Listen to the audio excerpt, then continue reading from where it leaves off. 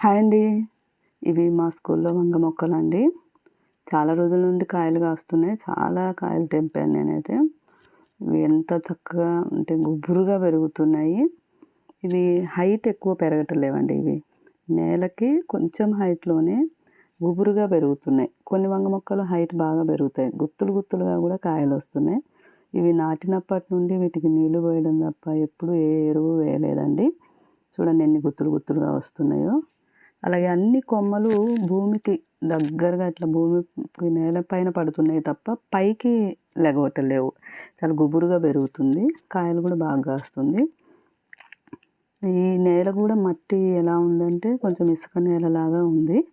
దీనికి మధ్యలో ఎప్పుడన్నా నీమ్ ఆయిల్ స్ప్రే చేశాను తప్ప ఇంకెప్పుడు ఏ ఎరువు వేయలేదు. కాకపోతే ఇక్కడ సహజంగా ఇంతకుముందు జరిగిన చెత్త అదంతా పడి ఉన్నది, ఆకులది కంపోస్ట్ అయి ఉంటుంది. దానివల్ల ఆ సారవంతమైన నేల కాబట్టి చక్కగా వస్తున్నాయి. చాలా కాయలు తెంపాను. ఇవాళైతే ఇంకా బాగానే వచ్చాయండి. ధన్యవాదాలు.